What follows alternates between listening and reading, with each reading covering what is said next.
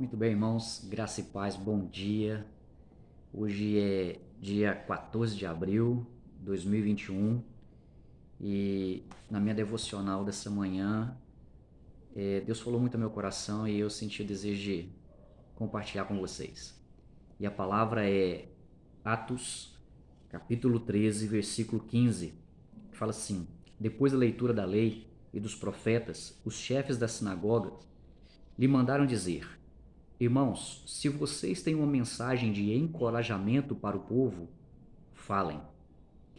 Irmãos, Paulo e Barnabé, eles estavam em Antioquia e chegaram até a sinagoga dos judeus. E como era de costume. E depois que os mestres ali da sinagoga deram a mensagem da manhã, deram oportunidade aos visitantes, que no caso era Paulo e Barnabé. E é interessante que eles se direcionam a Paulo e Barnabé e dizem da seguinte forma: se vocês têm uma palavra de encorajamento para o povo, falem. Irmãos, estamos vivendo um tempo ao qual as pessoas estão muito desencorajadas a viver, por causa das situações que nós estamos vivendo na face da terra.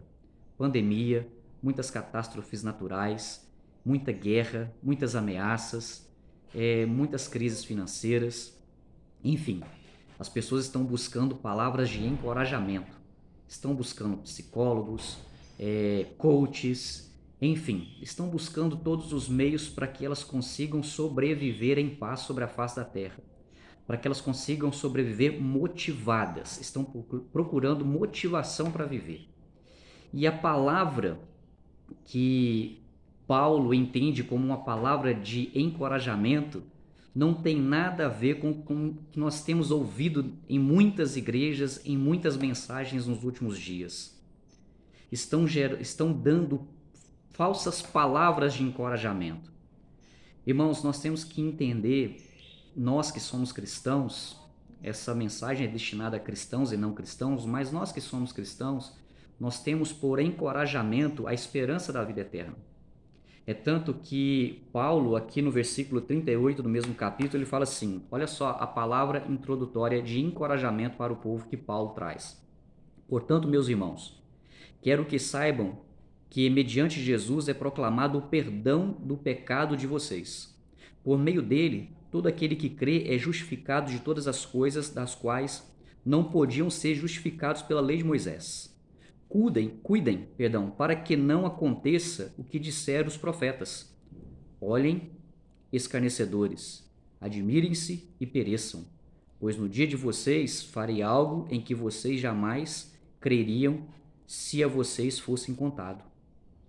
Irmãos, a palavra de encorajamento de Paulo para o povo é a esperança de terem os seus pecados perdoados em Cristo Jesus e com isso serem justificados dos seus pecados pelo sacrifício de Cristo e, em consequência disso, serem salvos do inferno.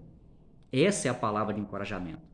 E quando eu falo de falsas mensagens de encorajamento, nós vemos muitas pessoas pregando, ensinando em nome de Deus, gerando falsas expectativas, falsas esperanças de que as coisas vão melhorar, de que as coisas vão mudar. Irmãos, não tem como nós irmos contra aquilo que foi profetizado. Mateus 24 é uma declaração do próprio Cristo que haveriam muitas tribulações, muitas dores e muito sofrimento. E quando Cristo falou isso, era justamente para que nós nos preparássemos nele para enfrentar essas coisas, não esmorecer na fé, não desistir da caminhada, não olhar para trás, mas com a esperança de vida eterna, perseverarmos até o fim nele e com a graça dele vencermos todas as dificuldades. Irmãos, a palavra de encorajamento que Paulo deu para aquele povo era uma palavra de vida eterna, embasada no perdão dos seus pecados. Certa vez, um irmão me questionou e falou assim: pastor, por que você só prega sobre arrependimento? Por que você não dá uma palavra motivacional, uma palavra que nos anime? Eu pensei assim: onde está o coração desse irmão? Porque não existe nenhuma palavra de encorajamento maior para vencer as tribulações dessa vida do que uma palavra que declara que pelos méritos de Cristo, pela obra de Cristo, os meus pecados foram perdoados. E com isso eu tenho em Cristo o direito à vida eterna, ao consolo eterno. Existe uma palavra de encorajamento maior, mais poderosa, melhor do que saber que a eternidade está preparada para mim do lado de Deus, aonde eu serei consolado, onde todas as lágrimas serão enxugadas, onde não haverá dor nem ranger de dentes? Essa é a palavra de consolo, de encorajamento que Deus tem para nós. Nós vamos ter aflições, mas nós temos que ter bom ânimo, porque o que nos espera não pode ser comparado aos prazeres dessa vida. Essa é a conclusão de uma palavra de encorajamento no entendimento de Paulo, e que tem que ser na vida de todo verdadeiro cristão. E na continuidade aqui do versículo ele fala: quando Paulo e Barnabé estavam saindo da sinagoga, o povo os convidou a falar mais a respeito dessas coisas no sábado seguinte. Despedida a congregação, muitos judeus e estrangeiros piedosos convertidos ao judaísmo seguiram Paulo e Barnabé. Estes conversavam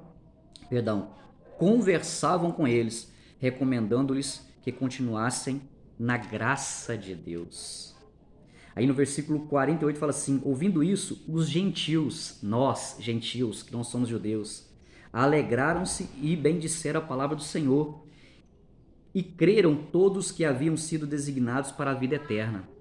E no versículo anterior, Paulo diz a respeito que ele foi enviado como luz para os gentios, para que a esses levassem a salvação até os confins da terra. Por isso que os gentios se alegraram.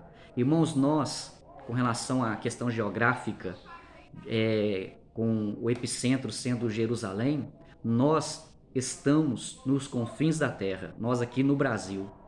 E essa palavra de encorajamento, ela chegou até nós gentios, por intermédio da graça de Deus, do Espírito Santo, do ministério de Paulo e de muitos outros.